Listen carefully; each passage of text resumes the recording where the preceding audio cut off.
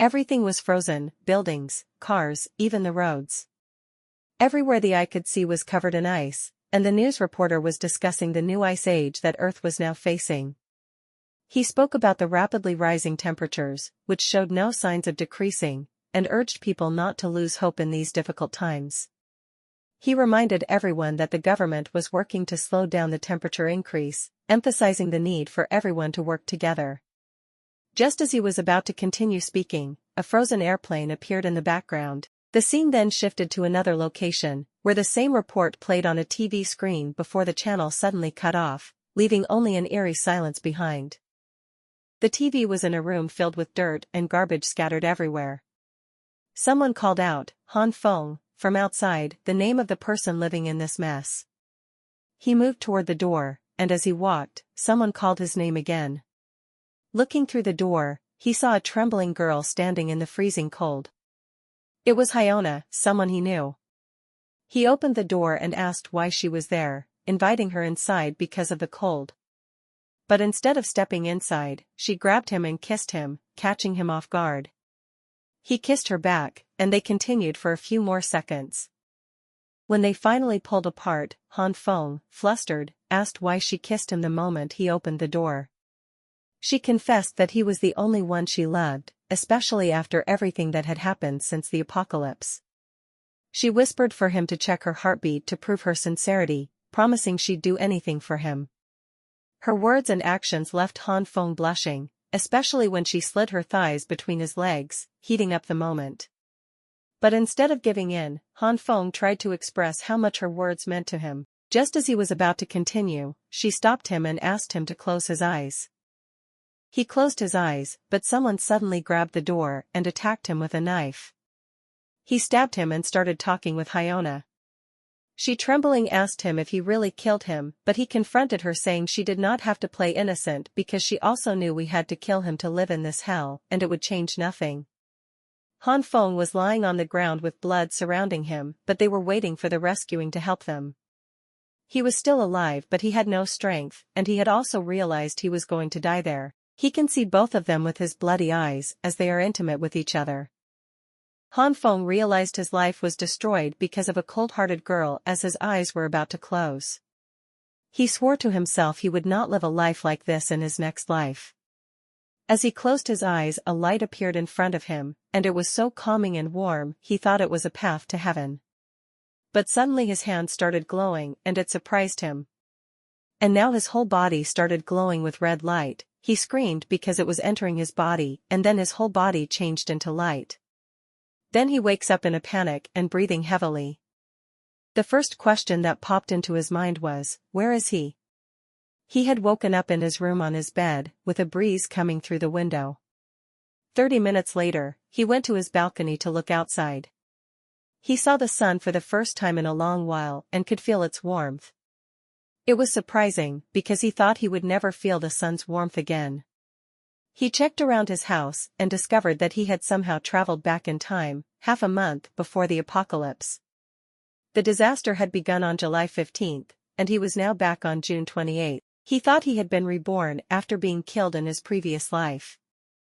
Something strange was happening with his hand, as it had been glowing with a red light since he woke up. The light didn't cause pain, instead, it felt warm. Not sure what to make of it, he thought he must still be dreaming. Suddenly, he sneezed, and the light changed to a bright green, surprising him. The light then began expanding and glowing even more intensely. He quickly stepped back inside and shut the balcony door, realizing he was experiencing something beyond explanation. As the green light gradually shrank, Han Feng grew increasingly tired, as though the light was draining his energy. He shook his hand, hoping to shake off the strange light, but it clung to him. A thought about manhwa stories crossed his mind, stories he had read before about protagonists who gained cheat-like powers when they were reborn. To test his theory, he picked up a knife to see if it would interact with the green light, but nothing happened, and he felt a bit embarrassed. Just then, his stomach rumbled, reminding him he hadn't eaten since waking up. He checked the fridge, but it was empty. As he searched the room, he spotted some roasted soybeans on the table. Though it wasn't much, he figured it would do until he could get to the supermarket. He grabbed a bean and tossed it into his mouth, but as he swallowed, a massive plant sprouted from his mouth, filling the room with leaves. He was shocked that a full-grown soybean plant had emerged so suddenly, but he was even more surprised to find that he no longer felt tired. The green light had vanished, leaving him wondering if the plant was somehow connected to his newfound power. Checking the plant, he saw it had already grown new bean sprouts, which amazed him. Thrilled by his discovery, he decided to learn more about his powers, but he wanted to gather supplies for the upcoming apocalypse first. As he walked through the crowd, lost in thought, someone called his name from behind. It was Hyona, who asked if he was going shopping. Han Feng froze in shock at seeing her again. For 3 years, she had been like a goddess to him. Han Feng did everything to make her happy, even when he was nothing more than her fallback. He never imagined the girl he loved most would betray him, and now the sight of her smiling only fueled his anger. He decided to stay calm for now, focusing on preparing for the apocalypse. Lost in thought, he barely noticed her standing right next to him until she tried to talk. He masked his resentment and spoke to her normally, even praising her, making her blush as though she didn't notice the bitterness behind his words. Flustered, she invited him to go shopping with her, assuming he'd say yes immediately. But Han Feng simply said, "I can't go with you," and walked away without looking back, leaving her stunned. Determined to turn his life around, he vowed not to waste any more of his resources on someone like her. He headed to Waldemar's shopping plaza, the largest and best-stocked supermarket in the city and the East region. When the apocalypse hit, the plaza was emptied overnight, though no one ever discovered who did it. Han Feng planned to stock up on essentials before the crisis arrived, checking his list for things like weapons, medicine, warm clothing, and fuel. But he faced a major obstacle. He didn't have enough money to cover everything. Just as he started feeling desperate, a message arrived from a loan company, offering him a loan. After seeing this message, he had a brilliant idea. He decided to get a loan from different companies, because he would not have to pay them after the apocalypse. Meanwhile, Hyona walked down the street, furious. She couldn't believe Han Feng had rejected her. She was convinced he'd always been a pushover. The humiliation stung, and she muttered curses under her breath about his lack of a car. Suddenly, a sleek vehicle pulled up beside her. Han Feng rolled down the window, revealing himself in an expensive car. Shocked, she asked if it was his. He replied smugly, explaining that he'd just bought it with money his father, whose business was thriving in the US, had sent. She deflated, feigning innocence as she apologized for her earlier invitation to shop together. With fake tears, she complained about his behavior, hoping to manipulate him. Han Feng saw right through her act, but with a small grin, he leaned in and reassured her, telling her he'd never ignore someone as important as her. Her expression shifted into an evil smile, convinced she'd regained control over him. She played along, acting sweet and inviting him to dinner. When she looked up to see his reaction, Han Feng was already gone, leaving her confused by his sudden disappearance. Hearing his voice behind her startled her. Han Feng ignored her questioning glance and busied himself loading boxes into his car. Growing frustrated, she asked about the boxes angrily. He sensed her irritation but remained calm, casually telling her he bought things he liked. To keep her off track, he lied, mentioning he had a present for her. Her mood brightened at the thought of a gift, and she said goodbye, heading home, thinking she had once again outsmarted him. Little did she know, she was the one being fooled. Han Feng had gathered essential supplies for the impending apocalypse and couldn't afford to let her in on his secret. He was determined to survive, while Hyona and the man who betrayed him would bear the consequences. Now, he eagerly awaited the arrival of July 15th, the date he knew the apocalypse would start. The heavy snow would fall, temperatures would drop to -20 degrees Celsius, and over the following month, the temperature would steadily plunge to a deadly -70 degrees, making it impossible for anyone to venture outside. He gathered up all the food and packed and sealed all the food so his neighbors wouldn't suspect him of hoarding large amounts of food. He moved sensitive supplies to his apartment under the cover of night. Fuel, a generator, and all essential items were secured, enough to keep him alive for nearly a year. He even modified his apartment for an independent heating system, reinforcing the doors and windows. By July 14th, he had gathered everything needed, just one day before the apocalypse was set to strike. Now, only one task remained, to study and master his newfound abilities. Han Feng knew he couldn't survive the apocalypse with just his supplies. His power to grow plants quickly was his last hope. He had accidentally grown soybeans earlier, so he decided to cook with them. However, he felt strange before eating, as if the food was somehow unusual. He still did not have any clue how he had grown that plant. He decided to take a bite to check if this had a good taste or was edible. He ate half of the food and it was edible like he had thought. Now he was sure to produce enough food to survive the apocalypse. He can produce more food, but he still had to figure out how to use this ability. He accidentally used his ability on the soybeans, so he decided to use this on some other plant. Han Feng spent the entire day testing his power on different plants, from morning until dusk. Exhausted, he noticed his ability took a severe toll on his mind and body, causing intense headaches. Despite being exhausted from using his ability all day, he was happy he was able to learn something from it. Before he passed out, he used his ability on all sorts of plants. Some plants reacted to his power, but some did not react a single bit. Those plants that reacted to his power became full-grown plants like soybeans. There were also some plants that exploded on his hand. They turned into coal-looking things, but still, they were light. He was quite shocked to see such a thing. He decided to use them for fire, and it was quite good. Han Feng was happy because he did not have to worry about getting warm. Afterward, he tried many times to get better results, but he did not achieve anything better. He focused hard and was able to get another grown plant. He was worried about the success rate, but then he backed out on the floor. He was now awake and was still thinking about the way to find the working principle of this ability. He learned a few things about the ability. It was related to his consciousness, so he decided to calm himself and meditate. He closed his eyes and imagined himself in a forest to feel nature, where it was calm and peaceful. And he connected his mind and body to the natural body, like he was part of it. He opened his eyes and was happy because he connected his ability to his consciousness.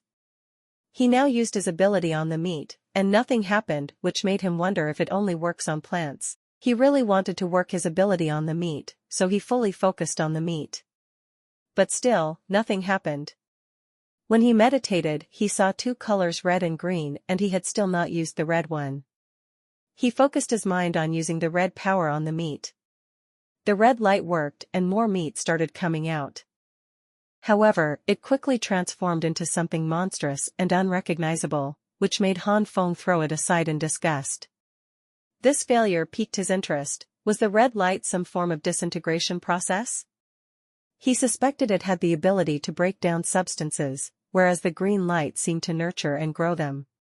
He then wondered if he could combine the two, so he tried using both colors on a piece of meat and soybeans together.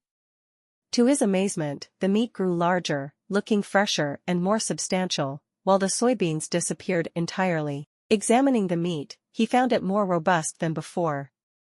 Excited by his discovery, he attempted several other experiments, but they all failed. Instead of getting frustrated, he reminded himself to take his time. This success alone filled him with hope. Amid his excitement, he began fantasizing about being the last person to survive the apocalypse, strong and self-sufficient. He came to his senses after realizing he had nothing to defend himself from attack. He decided to arrange something before the apocalypse started. He looked outside the window and saw snow. It was the first day of the apocalypse. Han Feng went outside to look for a gun because the temperature was going to drop to 45 below in a week. But he does not know how to buy a gun. As he was walking, he heard a familiar voice from the side. Han Feng knew the guy who was trying to scare someone. He had an exaggerated fashion style and everybody called him Homeless Joe. Li Zi, known as Brother Li, was infamous in the neighborhood. He was often in charge of contracting projects and seemed to know everyone around. He is a rude guy. If someone talks to him, he will just speak nonsense like he is some kind of rich guy. Though he didn't have a steady job, he always acted busy, giving the impression that he was raking in loads of money. Han Feng wondered if Li might have connections to people who sold firearms. Calling out Li's name, Han Feng was met with a blank stare, making the situation awkward. Li asked if he knew him, and Han Feng introduced himself, hoping for a good response. But Li didn't recognize him, so Han Feng quickly scanned their surroundings to ensure no one was watching before leaning in and whispering about purchasing a gun. Li was shocked, because he told him about buying a gun and asked what he wanted to do with a gun. Han Feng somehow felt guilty after seeing his reaction. Li looked into his eyes and told him he would not do any illegal thing with him because the gun was a serious business and he did not want him to mix it up with something dangerous, even though he had many connections. Han Feng did not want to complicate things, so he clearly explained to him that he wanted a gun for self-defense. He started telling some fabricated story to him, like one day, he was riding a bicycle and there was an old man who was also riding a bike-cycle, but he spat everywhere on the road. He also spat on his face. I confronted him to stop his behavior, but instead of listening to me, he spat on me again, making me more furious. So I jumped on him to give him a good lesson. He left, but he told me that he would get revenge on him. And the next day, he came with dangerous-looking goons who beat him up badly and told him to never show his face again. He was so humiliated, and that's why he wanted a gun for self-defense against those goons. After listening to Han Feng's story, he was furious, because according to him only nasty people spat on someone. Han Feng was disappointed with him, because did not understand the main point. Suddenly, Li grabbed his shoulder and told him he would help him buy a gun. Han Feng was somehow scared, but he thanked him for his favor. Li told him to travel by bus, because his car was being serviced. Han Feng told him he did not have to worry about it because he already had a car. While on the road, Li started asking him questions about the car and they were having a normal conversation. Li pulled out his phone and started taking pictures while giving directions to Han Feng. He posted the picture on social media and gave captions like it was his own car. They reached their destination where some people sitting outside around a fire and were complaining about the weather. They looked at the car, wanting to know who was there. They recognized Li and asked about the reason for his arrival. Li asked them to take him to his boss. He also bragged about the car, saying that it was he who bought it, while Han Feng listened to their conversation from behind. He was surprised to see him bragging about someone else's car so boldly. They were now in front of Li's boss, who yelled at him for visiting him this late at night because he was busy. So Li explained Han Feng's situation to him about buying a gun. Han Feng became terrified after seeing his expression. He thought he was going to get live. But the boss was uninterested in the situation because selling a gun was not a big deal for him. The boss asked his man to show him the gun. He brought the gun and told him he had to pay 6,000 for this gun. But Han Feng asked for something bigger than this gun, like something with a scope. The boss gave him a weird look, which made him nervous. He yelled at him for asking for a sniper rifle and telling him it was not a shopping mall for guns, he could only buy the shorter gun. Li interrupted their conversation and started telling him a fabricated story that was different from Han Feng's story. After listening to the whole story, Boss was furious to know that 3 kids of Han Feng were not related to him, but he did not figure out it was a fake story. Even Han Feng was also surprised to hear such a ridiculous story about him. But it worked, because the boss agreed to him the rifle. The boss asked his man to prepare everything for him. He also offers him the handgun as a gift, which catches Han Feng off guard. He did not want to say to him and wanted to return his favor. So, he decided to give him some information so he could survive the apocalypse. He told him to gather supplies, because there was going to be a shortage of supplies due to bad weather. They both looked into each other's eyes, and the boss agreed after sensing the seriousness in his eyes. Then Han Feng and Li left the place. On the way, Li told him how he handled all things smoothly, for which Han Feng thanked him and offered to buy him cigarettes. Instead of saying just okay, he started complaining and talking nonsense. But Han Feng was in his own thoughts. He had still to master his ability to get unlimited food supplies, and with this, his survival would be unstoppable. Suddenly he slipped and fell on the ground very badly. His leg was in so much pain, that made him believe it was broken. He gave the keys to Lee to drive him to the hospital, but he told him he did not have a driving license. But he wanted to help him, so grabbed him on his shoulders, trying his best to lift him. But it was not successful, so he decided to take a taxi. Meanwhile, at the hospital, a nurse glanced anxiously at the worsening weather. The phone rang, and the nurse was called to the main hall, due to a staff shortage. She hung up, saying she'd be right there.